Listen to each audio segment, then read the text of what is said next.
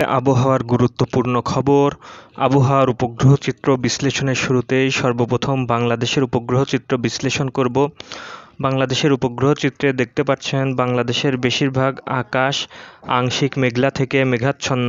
সেই সঙ্গে বাংলাদেশের বেশ করে খুলনা বিভাগের কুষ্টিয়া, মেহেরপুর, চুয়াডাঙ্গা, যশোর, সাতক্ষীরা, এদিকে রাজশাহী বিভাগের সিরাজগঞ্জ এবং এর আশেপাশে গভীর বজ্রমেঘ তৈরি হচ্ছে এবং খুলনা বিভাগের পশ্চিমে ভারতের কলকাতা শহরের উত্তর অঞ্চল, 24 পরগনা, রানাঘাট, কৃষ্ণনগর, শান্তিপুর, নদিয়া, মুর্শিদাবাদ, দুর্গাপুর, বর্ধমান, চন্দননগর এর আশেপাশে গভীর বজ্রমেঘ ঘনীভূত হচ্ছে এবং এই বজ্রমেঘ ধীরে ধীরে পশ্চিম দিক থেকে পূর্ব দিকে অগ্রসর হচ্ছে। অর্থাৎ যেহেতু বজ্রমেঘ কুষ্টিয়া, মেহেরপুর, চুয়াডাঙ্গা, ঝিনাইদহ, যশোর, সাতক্ষীরা এবং খুলনার পরে অবস্থান করছে, তা ধীরে ধীরে পশ্চিম দিক থেকে পূর্ব দিকে অগ্রসর হলে কুষ্টিয়ার এই সকল অঞ্চলের পূর্ব দিকে যে সকল জেলা রয়েছে রাজবাড়ী, মাগুরা, ফরিদপুর, শরীয়তপুর, মাদারীপুর, গোপালগঞ্জ, বাগেরহাট, খুলনা, সমগ্র বরিশাল বিভাগ, এই সকল অঞ্চলে আজ রাতের মধ্যে বজ্রসহ ঝড় বৃষ্টি হতে পারে।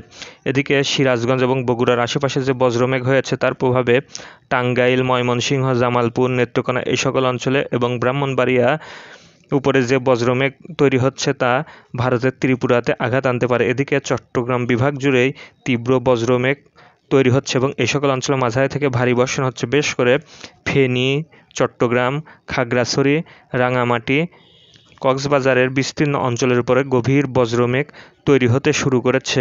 এই বজ্রমেঘের প্রভাবে এই সকল অঞ্চলে তীব্র ঝড় বৃষ্টি এবং বজ্রপাত হতে পারে। পশ্চিমবঙ্গের বেশিরভাগ অঞ্চলে উপযুক্ত আবহাওয়া রয়েছে এবং ছোট ছোট অঞ্চলকে কেন্দ্র করে ইতোমধ্যে বজ্রমেঘ তৈরি হচ্ছে, যা আজ রাতের মধ্যে পশ্চিমবঙ্গের পুরুলিয়া, খড়গপুর, কলকাতা, বাঁকুড়া, বীরভূম, নদিয়া, মুর্শিদাবাদ, মালদহ, নীলাহাটি, সুরি, কৃষ্ণনগর, রানাঘাট, বালুরঘাট, দিনাজপুর, শিলিগুড়ি এই সকল অঞ্চলে তীব্র বজ্রমেঘ দ্বারা আক্রান্ত হতে পারে। মালদহের উপরে যে বজ্রমেঘ ঘনীভূত হচ্ছে এর প্রভাবে চাঁপাইনবাবগঞ্জে ঝড় বৃষ্টি হওয়ার সম্ভাবনা আছে। পরবর্তীতে নওগাঁ, রাজশাহী, পাবনা, নাটোর এই সকল অঞ্চলে বজ্রমেঘ তৈরি হতে পারে।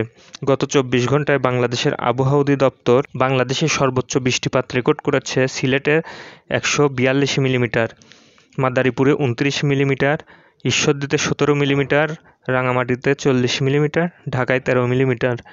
আবহাওয়া উপকেন্দ্রের মধ্যে 30টিতে কোথাও হালকা, মাঝারি, কোথাও ভারী বর্ষণ রেকর্ড করা হয়েছে। এদিকে বাংলাদেশ সংলগ্ন ভারতের ত্রিপুরা, মিজোরাম, মণিপুর, নাগাল্যান্ড, শিলচর, মেঘালয়, আসাম এই সকল অঞ্চলেও বজ্রমেঘ ঘনীভূত হচ্ছে। বাংলাদেশে মূলত বঙ্গোপসাগর থেকে আর্দ্র জলীয় বাষ্পপূর্ণ বাতাস বাংলাদেশে প্রবেশ করছে এবং পশ্চিম ভারত থেকে শুষ্ক বাতাস বাংলাদেশের অভ্যন্তরে প্রবেশ করছে। অর্থাৎ দুই বাতাসের সংস্পর্শে তীব্র বজ্রসহ ঝড় বৃষ্টি হচ্ছে। পরবর্তীতে এই ঝড় বৃষ্টি রাতের মধ্যে রাজধানীর ঢাকা সহ বিস্তীর্ণ অঞ্চলে ছড়িয়ে যাওয়ার সম্ভাবনা আছে।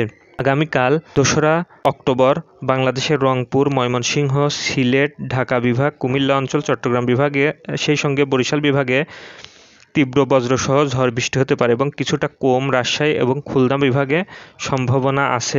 আজ সকাল 6টায় ঢাকায় বাতাসের আর্দ্রতা রেকর্ড করা হয়েছে 97%। আজ বাংলাদেশের সূর্যাস্ত 5টা বেজে 46 মিনিটে এবং আগামীকাল সূর্যোদয় 5টা বেজে 51 মিনিটে। আজ বাংলাদেশে রাতের তাপমাত্রা 1 থেকে 2 ডিগ্রি সেলসিয়াস হ্রাস পেতে পারে। এদিকে বাংলাদেশের পশ্চিমে ভারতের বিহার, ঝাড়খণ্ড, ছত্তিশগড়, মধ্যপ্রদেশ, উত্তরাখণ্ড, ভারতের হিমাচল প্রদেশ, পাঞ্জাব, হরিয়ানা, গুজরাট, দক্ষিণ ভারতের বিস্তীর্ণ অঞ্চল জুড়ে আবহাওয়া স্বাভাবিক আছে এবং এই সকল অঞ্চলে ছোট ছোট অঞ্চলকে কেন্দ্র করে বজ্রমেঘ ঘনীভূত হচ্ছে।